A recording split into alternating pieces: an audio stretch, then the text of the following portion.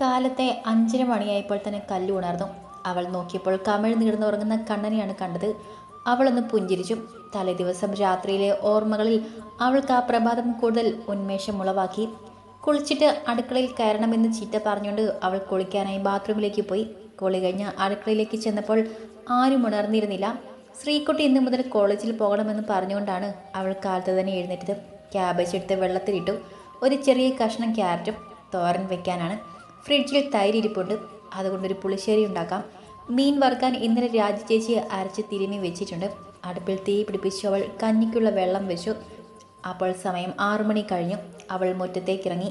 ചൂലെടുത്ത് എല്ലാം മടിച്ചു വാരിക്കൊണ്ടിരുന്നപ്പോൾ കണ്ണൻ എഴുന്നേറ്റ് വന്നത്. കാലത്തെ കുളിച്ചോ നീ? അവൻ്റെ ശബ്ദം കേട്ടതും അവൾ പെട്ടെന്ന് തിരിഞ്ഞു നോക്കി. കുളിച്ചേട്ടാ.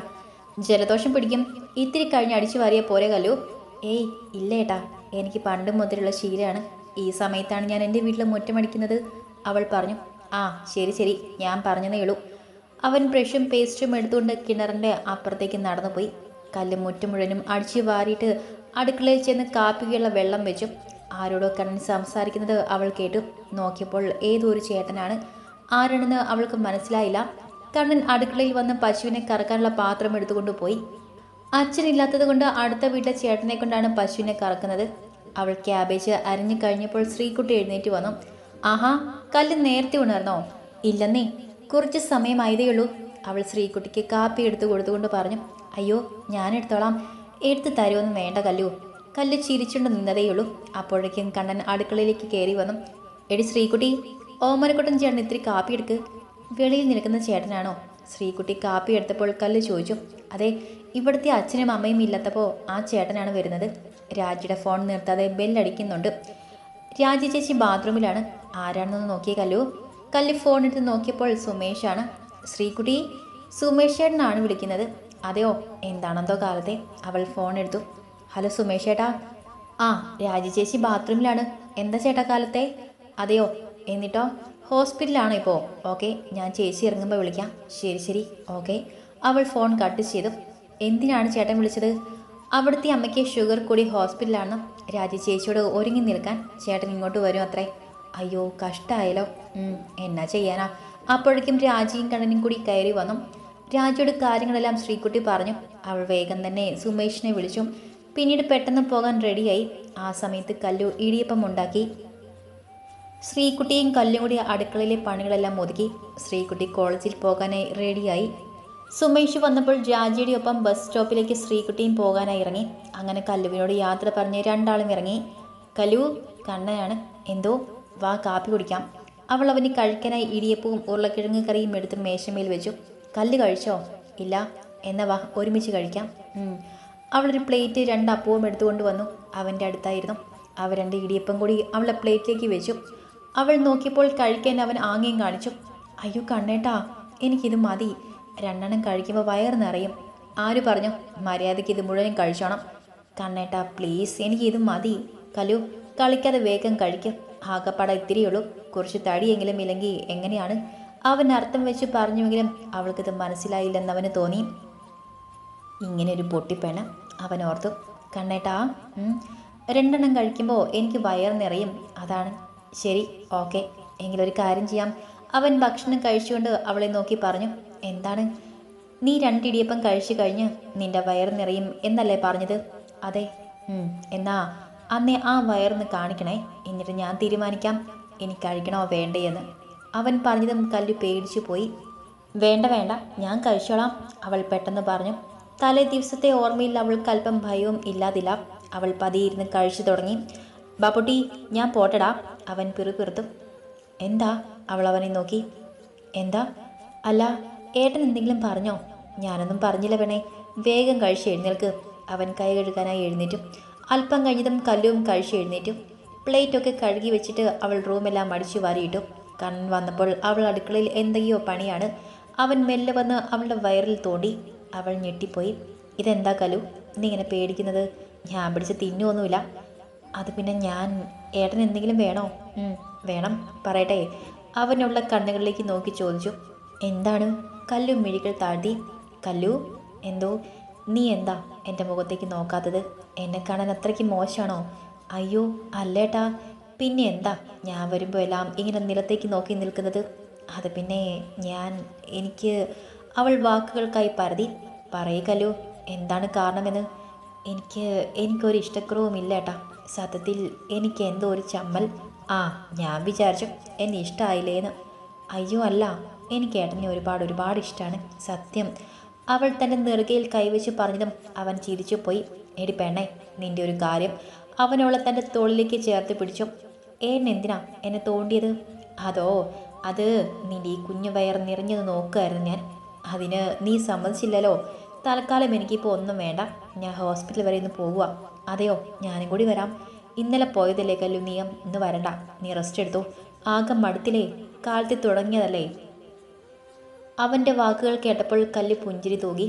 അവൾക്ക് ഒരുപാട് സന്തോഷമായിരുന്നു. അവനവളെ മനസ്സിലാക്കി തുടങ്ങിയല്ലോ എന്നോർത്തപ്പോൾ. അത് സാരില്ലേട്ടാ, ഞാനും കൂടി വരാം. കുഴപ്പമില്ല കല്ലു, ഞാൻ പോയിട്ട് വേഗം വരാം. നീ ഇത്തിരി ചോറ് കൂടി എടുത്തു, അമ്മയ്ക്ക് കഴിക്കാലോ. ശരി ഏട്ടാ. അവൾ വേഗം കാസറോഡ് എടുത്ത് ചോറും കറികളും ഒക്കെ എടുക്കാനായി. അവൻ കൊള്ളിക്കഴിഞ്ഞ ഡ്രസ്സ് മാറി വന്നപ്പോൾ കല്ലുവെല്ലാം എടുത്ത് കവറിൽ വെച്ചിരുന്നു. റെഡിയായോ ഏട്ടൻ? നിനക്ക് ഒറ്റയ്ക്കിരിക്കാൻ പേടിയുണ്ടോ? ഇല്ല, ഞാൻ വേഗം വരാട്ടോ. എന്തെങ്കിലും മേടിക്കണോ പോയിട്ട് വരുമ്പോൾ? എന്താണ് ഏട്ടാ? അല്ല, എന്തെങ്കിലും കഴിക്കാൻ? വേണ്ട ഏട്ടാ, ഏട്ടൻ വേഗം എത്തിയാൽ മതി. ശരി. അവൻ അവളെ നോക്കി ചിരിച്ചിട്ട് ബൈക്ക് സ്റ്റാർട്ട് ചെയ്ത് പോയി. ഈശ്വര, എൻ്റെ കണ്ണേട്ടന് ഒരാപത്തും വരുത്തരുതേ. അവൾ തിണ്ണയിലെ ഭിത്തിയിൽ വെച്ചിരിക്കുന്ന ഗുരുവായൂരപ്പൻ്റെ ഫോട്ടോയിൽ നോക്കി പ്രാർത്ഥിച്ചു. അച്ചമ്മയെ വിളിച്ചില്ലല്ലോ എന്നോർത്തവൾ ഫോൺ എടുത്ത് അച്ചമ്മയെ വിളിച്ചു. ഹലോ അച്ചമ്മേ. മോളെ, എന്തുണ്ടാണോ വിശേഷം? ഒരു വിശേഷവും ഇല്ല അച്ചമ്മേ, സുഖം. അപ്പച്ചി എന്തിയേ? അവൾ അപ്പുറത്തുണ്ട്. അതിരിക്കട്ടെ, മോള് നാളെ എപ്പോൾ വരും ഇങ്ങോട്ട്? അറിയില്ല അച്ചമ്മേ, കണ്ണേട്ടനോട് ചോദിക്കാം. ഇവിടെ സാഹചര്യം ഇങ്ങനെയായി പോയില്ലേ. കണ്ണൻ പറഞ്ഞത് വരാന്നാണ് മോളെ. കണ്ണേട്ടൻ അച്ചമ്മയെ വിളിച്ചോ? ഉവ്, ഇന്നലെ കാലത്തെ വിളിച്ചു. എന്നിട്ടോ? മോൻ പറഞ്ഞു വന്നാലും ഉച്ച കഴിഞ്ഞ് തിരിച്ചു പോരും, ശ്രീകുട്ടി തനിച്ചേ ഉള്ളൂ എന്ന്. ശരിയാ അച്ചമ്മേ, അത് സാരില്ല. എൻ്റെ മോള് വന്നാൽ മതി. അച്ചമ്മയ്ക്ക് കാണാൻ കൊതിയായി എൻ്റെ കുട്ടിയെ. അവരുടെ ശബ്ദം ഇടർന്നത് അവൾ അറിഞ്ഞു. ഇന്നൊരു ദിവസം കൂടി കഴിയട്ടെ, നാളെ കാലത്തെ ഞാൻ അങ്ങോട്ട് ഓടിയെത്തും. മോൾ എന്തെങ്കിലും കഴിച്ചോ? ഉവ്വ അച്ചമ്മേ, ഞാനും കണ്ണേട്ടനും കൂടിയാണ് കാപ്പി കുടിച്ചത്. ഏട്ടൻ എന്നിട്ടിപ്പോൾ ഹോസ്പിറ്റലിൽ പോയി. ഞങ്ങളെന്നലെ പോയി കണ്ടിരുന്നു. അങ്ങനെ ഓരോരോ കാര്യങ്ങൾ അച്ചമ്മയോടും അവൾ സംസാരിച്ച് കഴിഞ്ഞ് ഫോൺ കട്ട് ചെയ്തു. പിന്നീട് അവൾ എല്ലാവരും മാറിയിട്ടിട്ട് പോയ തുണികളൊക്കെ എടുത്ത് നനച്ച് പിഴിഞ്ഞ് വിരിച്ചു. റൂമൊക്കെ തുടച്ച് ക്ലീൻ ചെയ്തു. ഇടയ്ക്ക് കണ്ണൻ അവളെ ഫോൺ വിളിച്ചു. അവൾ അല്പസമയം അവനോട് പിന്നീട് ഷോഫിയോടും സംസാരിച്ചു. കുറച്ച് സമയം വിശ്രമിച്ച ശേഷം അവൾ ഉമ്മർത്ത് വന്ന് കണ്ണൻ വരുന്നുണ്ടോ എന്ന് നോക്കിയിരിപ്പാണ്. തൊഴുത്തിൽ നിന്നും പശുക്കൾ കരയുന്നുണ്ട്.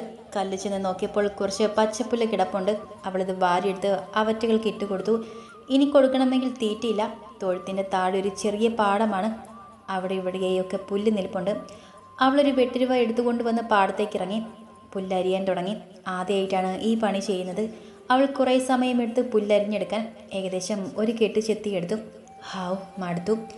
കണ്ണൻ്റെ ബൈക്ക് അകലെ നിന്നും വരുന്നത് കണ്ടതും അവൾ വേഗം അതെല്ലാം എടുത്ത് വാരിക്കെട്ടി വീട്ടിലേക്ക് കയറിപ്പോയി. ഒരു ചെറിയ ഇടവഴി ഇറങ്ങിയിട്ട് വേണം വീട്ടിലേക്ക് കയറാൻ. അവിടേക്ക് ഇറങ്ങിയതും കല്ലുവിൻ്റെ കാല് തെന്നിപ്പോയി. അവൾ ഒറ്റ വീഴ്ചയായിരുന്നു നിലത്തേക്ക്. എൻ്റെ ഗുരുവായൂരപ്പ, നടു ഒടിഞ്ഞു. അവൾ കരഞ്ഞുപോയി. കല്ലു. കണ്ണൻ്റെ വീട് വെച്ച് അവൾ കേട്ടു. കല്ലുവാണെങ്കിൽ എഴുന്നേൽക്കാനാകുന്നത്ര ശ്രമിച്ചു നോക്കി, പക്ഷെ പറ്റുന്നില്ല. കല്ലു, കണ്ണേട്ടാ. അവളൊരു തരത്തിൽ അവനെ വിളിച്ചു. നീ എവിടെയാണ്? ഞാൻ ദേ ഇവിടെ ഉണ്ട്. അവളെ സംസാരം കേട്ട ഭാഗത്തേക്ക് കണ്ണൻ വന്നു. കല്ലു, എന്തു പറ്റി? അവൻ ഓടി വന്നവളെ താങ്ങി എഴുന്നേൽപ്പിച്ചു. അത് പിന്നെ ഞാൻ ഇവിടെ. കണ്ണൻ അപ്പോഴാണ് ശ്രദ്ധിച്ചത്. പുല്ല് കെട്ട് താഴെ വീണ് കിടക്കുന്നു. നീ ഇവിടെ എന്ത് ചെയ്യുകയായിരുന്നു? ഞാനത് പശു കരഞ്ഞപ്പോൾ പുല്ല്. നിന്നോട് ആരടി പറഞ്ഞത് പുല്ലരിയാൻ പോകാൻ? കണ്ണൻ്റെ ശബ്ദം ഉയർന്നു. ആദ്യമായിട്ടാണ് അവൻ്റെ ശബ്ദം അത്രയും ഉയർന്നവൾ കേൾക്കുന്നത്. നിന്നോട് ചോദിച്ചത് കേട്ടില്ലേടി? ആര് പറഞ്ഞിട്ടാണ് നീ പരിപാടിക്ക് പോയത്? അവന് ശരിക്കും ദേഷ്യം വന്നു. കണ്ണൻ്റെ കണ്ണുകളിൽ അപ്പോൾ നിറഞ്ഞു വന്നു. നിനക്കെന്താ ചെവി കേട്ടൂടെ? ഓരോ വയ്യവേലി ഒപ്പിച്ച് വെച്ചിട്ട്. അത് പിന്നെ കണ്ണേട്ടാ, പൈക്കൾ കരയുന്നത് കേട്ടപ്പോൾ ഞാൻ നോക്കിയതാണ്. തൊഴുത്തിൽ അപ്പോൾ ലേശം പോലും പുല്ലില്ലായിരുന്നു, അതുകൊണ്ടാണ്. സോറി. അത് പറഞ്ഞപ്പോഴേക്കും കല്ല് ശരിക്കും കരഞ്ഞുപോയി. അത് കണ്ടതും അവനും വിഷമമായി. ഇനി കരയണ്ട, പോട്ടെ, വാ. അവൻ ആശ്വസിപ്പിച്ചതും ഏങ്ങിലൽപ്പം ഉച്ചത്തിലായി. കണ്ണൻ മുന്നോട്ട് നടക്കാൻ തുടങ്ങിയതും കല്ലു അവൻ്റെ കയ്യിൽ കയറി പിടിച്ചു. എന്നോട് ദേഷ്യമുണ്ടോ? ഉണ്ടെങ്കിൽ സോറി കണ്ണേട്ടാ, ഞാൻ ഇങ്ങനെ ആകുമെന്ന് കരുതിയില്ല. അവളൊരു കയ്യാൽ കണ്ണുനീരൊപ്പി. വാ, സാരില്ല. അവനവളുടെ കയ്യിൽ പിടിച്ചു. കല്ല് ഒരു തരത്തിൽ മുടന്നി നടന്ന് അവൻ്റെ ഒപ്പം എത്തി. ആ കസാരയിൽ പോയിരിക്കും, ഞാൻ പുല്ലെടുത്ത് കൊടുത്തിട്ട് വരാം. കല്ലു കസാരയിൽ കയറിയിരുന്നു. കണ്ണനാണെങ്കിൽ പുല്ലെടുത്ത് കൊണ്ടുപോയി തൊഴുത്തിലേക്കിട്ടു. എന്നിട്ട് അവൻ തിരികെ അവളുടെ അടുത്തേക്ക് വന്നു. കാല് വല്ലതും മുറിഞ്ഞോ? നീ വീണപ്പോൾ ദേഹത്ത് എവിടെയെങ്കിലും മുറിഞ്ഞോന്ന്? ഇല്ല, കുഴപ്പമില്ല. എന്നാൽ പോയി കുറച്ച് സമയം കിടന്നോ, ഞാനിപ്പോൾ വരാം. അവൾ പതിയെ റൂമിലേക്ക് കയറിപ്പോയി. അപ്പോഴാണ് കണ്ണൻ അത് കണ്ടത്. കല്ലു, നീ അവിടെ നിന്ന് നിന്നേ. എന്താ കണ്ണേട്ടാ? രക്തം വരുന്നുണ്ടല്ലോ. അപ്പോഴാണ് കല്ലുവും അത് നോക്കിയത്. അയ്യോ, ശരിയാണല്ലോ. അവൾ പാവാടയുടെ തുമ്പെടുത്ത് പൊക്കി നോക്കിയപ്പോൾ വലതുകാൽ മുട്ട് മുറിഞ്ഞു വരുന്ന രക്തമാണ്. ഇത്തിരി മുറിഞ്ഞു കണ്ണേട്ടാ. ഇതൊക്കെ നീ വരുത്തി വെച്ചതല്ലേ കല്ലു? അവൻ അവളെ റൂമിലേക്ക് കൊണ്ടുപോയി. എന്നിട്ട് ബെറ്റാഡിൻ്റെ ഓയിൽമെൻറ്റ് എടുത്തുകൊണ്ട് വന്നു. അമ്മ തിരിത്തുണിക്കായി വെച്ച ഒരു കൂടി മുണ്ടിൻ്റെ ഒരറ്റം കീറിയെടുത്തു. കല്ലു കസേരയിലിരിക്കുകയാണ്. രക്തമാണെങ്കിൽ റൂമിൽ അവിടെ ഇവിടെ കിടപ്പുണ്ട്. നട്ടുച്ചയായതുകൊണ്ടാണ് ഇതുപോലെ ബ്ലഡ് വരുന്നത്. കണ്ണൻ അവളുടെ അടുത്തേക്ക് വന്ന് പറഞ്ഞു. ഒരുപാട് മുറിഞ്ഞില്ലേട്ടാ, കുറച്ചേ ഉള്ളൂ. ഓ, അതാണോ നിന്റെ വിഷമം? അങ്ങനെയല്ല. അവൻ തറയിൽ മുട്ടുകുത്തിയിരുന്നുകൊണ്ട് അവളുടെ കാലെടുത്ത് പരിശോധിച്ചു. എന്നിട്ട് മുറിവിൽ മരുന്ന് വെച്ച് കെട്ടി. കല്ലുവിന് ചെറുതായി നീറ്റൽ വന്നു. എന്നാലും അവൾ ഒന്നും മിണ്ടാതെയിരുന്നു. ഒത്തിരി മുറിഞ്ഞിട്ടില്ല കേട്ടോ, നാളെയാകുമ്പോൾ പാടും. അവൻ അവളുടെ മുറിവിൽ മെല്ലെ തൊട്ടുകൊണ്ട് പറഞ്ഞു. എന്നിട്ട് അവളുടെ പാവാടയുടെ അറ്റം മേൽപോട്ട് ഉയർത്തി നോക്കി. പെട്ടെന്ന് കല്ലു അത് വലിച്ച് താഴേക്കിട്ടു. എന്താ? കണ്ണൻ അവളെ നോക്കി ചോദിച്ചു. വേറെ എവിടെയും മുറിവൊന്നുമില്ല. അതിത്തിരി പൊക്കി വെച്ച് കിടന്നു, അല്പം കാറ്റ് കയറട്ടെ. അവൻ എഴുന്നേറ്റുകൊണ്ട് പറഞ്ഞു. കല്ലുവിനും പക്ഷേ എന്തോ വല്ലാത്ത നാണം പോലെ തോന്നി. നീ ആവശ്യമില്ലാതെ ഓരോന്നും ചിന്തിക്കണ്ട. വേറെ ആരുമല്ല, നിന്റെ ഭർത്താവാണ് ഞാൻ, അല്ലാതെ അന്യനൊന്നുമല്ല. കല്ലു അതിനുശേഷം ഒന്നും പറയാതെയിരുന്നു. വേദനയുണ്ടോ? ഇല്ല. പിന്നെ എന്താ മുഖം വല്ലാണ്ട്? എന്താടൂ? അത് പിന്നെ നാളെ അച്ഛമ്മയുടെ അടുത്ത് പോകേണ്ടതായിരുന്നു. അതിന്? അല്ല, ഞാൻ വീഴുകയും ചെയ്തു. എന്തൊരു പരീക്ഷണമാണോ? കല്ലു സങ്കടപ്പെട്ടു. ഒന്ന് വീണതിനാണോ? അതൊന്നും സാരില്ല, നീ വാ, ഊണ് കഴിക്കാം. അവൾ മെല്ലെ എഴുന്നേൽക്കാൻ നോക്കി. എന്നാലും കാലിന് ഒരു പിടുത്തം. വൈകി ഇവിടെ ഇരുന്നോ, ഞാൻ ഇങ്ങോട്ട് എടുത്തുകൊണ്ട് വരാം. അവളുടെ മറുപടി കേൾക്കാതെ കണ്ണൻ അടുക്കളയിലേക്ക് പോയി. ഒരു പ്ലേറ്റിൽ ചോറും കറികളും എടുത്തുകൊണ്ട് അവൻ വന്നു. അയ്യോ, ഇത്രയൊന്നും ഞാൻ കഴിക്കില്ലേട്ടാ. അവൻ്റെ പാത്രത്തിലെ ഭക്ഷണം കണ്ടു കല്ലു വായ പൊളിച്ചു. കഴിക്കുമോ ഇല്ലെന്ന് ഞാൻ നോക്കട്ടെ. അവൻ കട്ടിലേക്ക് അവളെ പിടിച്ചിരുത്തി. എന്നിട്ട് കസാരയിൽ അവനിരുന്നു. വേറെ എവിടെയെങ്കിലും പരിക്ക് പറ്റിയോ? ഇല്ല, ഈ വലത് കൈയുടെ ഇവിടെ ഇത്തിരി ചതഞ്ഞു. അത് കൈ കുത്തിയത് കൊണ്ടാണ്. അവളുള്ളം കൈ നിവർത്തി കാണിച്ചുകൊണ്ട് പറഞ്ഞു. സാരില്ല, മാറിക്കോളും. ഒരു ഉരുളയുരുട്ടി അവൾക്ക് നേരെ നീട്ടിയവൻ. കണ്ണേട്ടാ, ആ പ്ലേറ്റ് ഇങ്ങോട്ട് തന്നാൽ മതി, ഞാൻ കഴിച്ചോളാം. കണ്ണൻ ഒരു നോട്ടം നോക്കിയതും കല്ലു അവൻ്റെ നേർക്ക് കൈ നീട്ടി. പക്ഷെ അവൻ സമ്മതിച്ചില്ല. അവളുടെ വായുടെ നേർക്ക് അവൻ ഉരുള നീട്ടി. കല്ലു അത് മേടിച്ച് കഴിച്ചു. അടുത്ത ഉരുള അവൻ കഴിച്ചു. പിന്നീട് അവൾക്കും കൊടുത്തു. കല്ലുവിനോട് അവന് ശരിക്കും വാത്സല്യമാണ് തോന്നിയതപ്പോൾ. അവളാണെങ്കിൽ ഒന്നും മിണ്ടാതെ ഇരിക്കുകയാണ്. എന്താടി കാന്താരി, വയറ് നിറഞ്ഞോ? ഇടയ്ക്ക് അവൻ്റെ ശബ്ദം കേട്ടതും കല്ലു അവനെ നോക്കി തലയാട്ടി. അവളുടെ മുഖം കണ്ടാലറിയാം ഇപ്പം കരഞ്ഞു പോകുമെന്ന്. കണ്ണേട്ടൻ ഇത്തിരി കൂടി കഴിക്ക്, ഞാനല്ലേ കൂടുതലും കഴിച്ചത്. എനിക്ക് നിറഞ്ഞു, ഇനി വേണ്ട. അവൻ പ്ലേറ്റ് കഴുകാനായി പോയി. പിന്നാലെ കല്ലുവും. ഏട്ടാ, ഞാൻ കഴുകിക്കോളാം. അവനതിന് മറുപടിയൊന്നും പറഞ്ഞില്ല. പകരം പ്ലേറ്റ് കഴുകി കമഴ്ത്തി വെച്ചു. നീ പോയി കിടന്നോ, ഞാൻ ആ പൈകൾക്ക് ഇത്തിരി കുടിക്കാൻ കൊടുക്കട്ടെ. ഞാനും വരാം. എന്തിന്? അവിടെ വല്ലതും പായസ വിതരണം ഉണ്ടോ? പിന്നീട് കല്ലു ഒന്നും പറഞ്ഞില്ല. അവൻ തൊഴുത്തിലേക്ക് കയറി പോകുന്നതും നോക്കി അവൾ നിന്നു. അവൾ അപ്പോഴും അവൻ കുറച്ചു മുന്നേ ഭക്ഷണം വാരിക്കൊടുത്തത് ഓർത്തു നിൽക്കുകയായിരുന്നു. ഇടയ്ക്കൊക്കെ തനിക്ക് ഭയങ്കര ആഗ്രഹമാണ് അച്ഛമ്മ ചോറ് ഉരുട്ടി തരണമെന്ന്, പ്രത്യേകിച്ച് പനിയോ ക്ഷീണമോ ഒക്കെ ഉള്ളപ്പോൾ. താൻ ഇപ്പോൾ പറഞ്ഞാലും അച്ഛമ്മ ഇത് ചെയ്തു തരും, അല്ലാതെ ഇതുവരെ വേറെ ആരും ചെയ്തു തന്നിട്ടില്ല. അതിന് തനിക്കാരും ഇല്ലതാനും. പക്ഷേ ഇന്ന് തൻ്റെ കണ്ണേട്ടൻ ശരിക്കും തിരുനക്കര തേവരുത്തുന്ന നിധിയാണ് എൻ്റെ ഏട്ടൻ. അവൾ ഓർത്തു. എൻ്റെ കണ്ണേട്ടന് ആയുസ്സും ആരോഗ്യവും കൊടുക്കണേ ഭഗവാനെ. അവൾ മനമൊരുകി പ്രാർത്ഥിച്ചു. ഇതെന്താ, നീ സ്വപ്നം കാണുവാണോ കല്ലു? കണ്ണൻ വന്ന് തോളിൽ തട്ടിയപ്പോഴാണ് അവൾ പെട്ടെന്ന് തിരിഞ്ഞു നോക്കിയത്. കുറച്ച് സമയം പോയി കിടന്നോ, അപ്പോൾ നിന്റെ ക്ഷീണമൊക്കെ മാറും. എനിക്ക് കുഴപ്പമില്ല ഏട്ടാ, എന്നാൽ നീ എന്ത് വേണേലും ചെയ്തോ. അവൻ ഫോണും എടുത്തുകൊണ്ട് അരഭിത്തിയിലിരുന്നു. അച്ഛൻ എങ്ങനെയുണ്ട് ഏട്ടാ? കുഴപ്പമില്ല, കുറവായി വരുന്നു. ഇനി എന്ന് വരും ഇങ്ങോട്ട്? ഒരാഴ്ച കൂടി എടുക്കും. അമ്മ പാവം മടുത്ത് കാണുമല്ലേ? ഏട്ടൻ പോയി 2 ദിവസം നിന്നാലോ? ഞാൻ പറഞ്ഞതാണ്, അമ്മ സമ്മതിക്കില്ല. അത് കഷ്ടമാണ്. സാരില്ല, ഇനി കുറച്ച് ദിവസം കൂടെ അല്ലേ ഉള്ളൂ. അവൻ ഫോണും എടുത്ത് ആരോ വിളിക്കാനായി തുടങ്ങുകയാണ്. കല്ലു എഴുന്നേറ്റ് റൂമിലേക്ക് പോയി. തൻ്റെ കാലിൽ നിന്നും ഒഴുകി വന്ന രക്തമൊക്കെ ഒരു പഴയ തുണി കൊണ്ട് അവൾ തുടച്ചു മാറ്റി. എന്നിട്ടവൾ കട്ടിലിൽ വെറുതെ കിടന്നു. കുറച്ച് സമയം കഴിഞ്ഞതും അവൾ ഉറങ്ങിപ്പോയി. കണ്ണൻ വന്ന് നോക്കിയപ്പോൾ കണ്ടു ചെരിഞ്ഞു കിടന്നുറങ്ങുന്നവളെ. അവനൊരു നിമിഷം അവളെ നോക്കി നിന്നും. ആള് നല്ല ഉറക്കത്തിലാണ്. ഭാഗ്യത്തിന് കാലിന് ചെറിയ മുറിവുള്ളൂ. 2 ദിവസം കൊണ്ട് ശരിയാകും.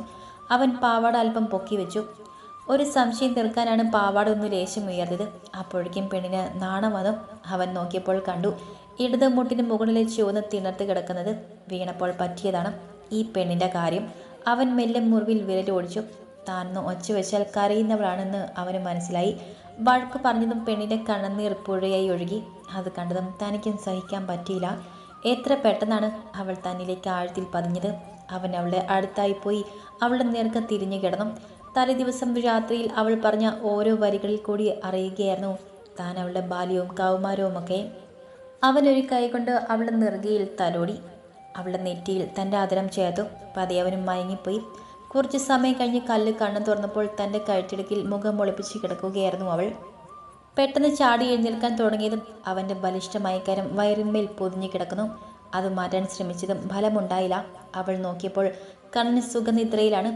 അവൻ്റെ ശ്വാസം അവളുടെ കവിളിൽ വന്ന് തട്ടുന്നുണ്ട്. അവൾ അവനോട് ചേർന്ന് കിടന്നു. അവളെ ഉറക്കമൊക്കെ പോയിരുന്നു. എന്നാലും അവൻ്റെ നെഞ്ചിലേക്ക് ചേർന്ന് കിടക്കുമ്പോൾ, അവൻ്റെ ശ്വാസതാളം കേൾക്കുമ്പോൾ, അവൻ വലയം ചെയ്തിരിക്കുന്ന കരത്തിൻ്റെ സുരക്ഷിതത്വം അറിയുമ്പോൾ മനസ്സിൻ്റെ കോണിൽ എവിടെയോ, അല്ല മനം നിറയെ ഒരു കുളിർക്കാറ്റ് തഴുകുന്നത് പോലെ ഒരു സുഖം. അത് തന്നെ കീഴ്പ്പെടുത്തി കളയുകയാണെന്ന് അവൾ ഓർത്തു.